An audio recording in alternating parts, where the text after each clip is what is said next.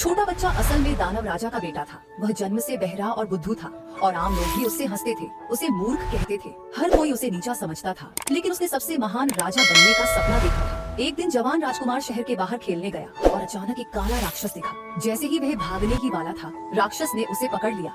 उसकी हैरानी की बात ये थी कि वे दोनों सामान्य तरीके से बात कर पा रहे थे। राक्षस ने राजकुमार को धमकी दी और कहा कि वह अपना कपड़े उसे दे दे, और उसने सच में ऐसा किया। फिर दानव ने राजकुमार से कहा कि वह अगले दिन कुछ कीमती पहनकर वापस आए, तो राजकुमार मान के तुरंत भागा। सड़क पर आम लोग राजकुमार को नंगे दौड़ते देख हंसे, लेकिन राजकुमार खुश था क्योंकि उसे कोई मिला जो उससे सामान्य तरीके से बात कर सकता था। तभी से राजकुमार हर दिन अपने कपड़े दानव को देता था। धीरे धीरे दानव इस बेवकूफ लड़के में दिलचस्पी लेने लगा, लेकिन वह राजकुमार की असली पहचान जानना चाहता था, इसलिए उसने चुपके से उसका पीछा किया। सड़क पर लोग फिर से उस राजकुमार पर हंस रहे थे क्योंकि वह नंगा दौड़ रहा था। यहाँ तक कि बच्चे भी उसे चिढ़ाने की हिम्मत कर रहे थे, जिससे उस राक्षस को थोड़ा बुरा लगा। जब राजकुमार महल वापस आया तो राक्षस को एहसास हुआ कि ये बेवकूफ लड़का असल में एक राजकुमार है। राजकुमार ने रानी से मुलाकात की, जिन्होंने कहा कि उसने शाही परिवार की प्रतिष्ठा को नुकसान पहुँचाया है और वह सिंहासन का वारिस बनने के लायक नहीं है। राक्षस राजकुमार के कमरे तक गया और उसे चुपचाप रोते हुए देखा, लेकिन राजकुमार जल्दी से अपने आंसू पोंछने लगा और राजा से मिलने दौड़ पड़ा।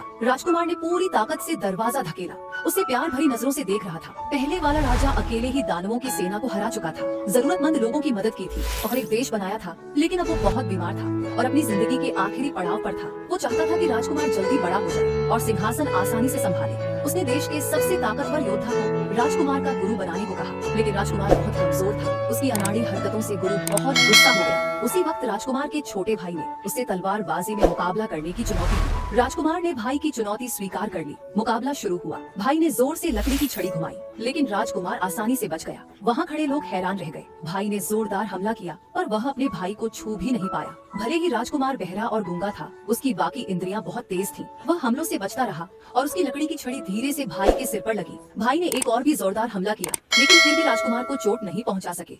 पास ही छिपा हुआ दानव राजकुमार के लिए खुश था। राजकुमार ने साबित कर दिया था कि वह बेकार नहीं है।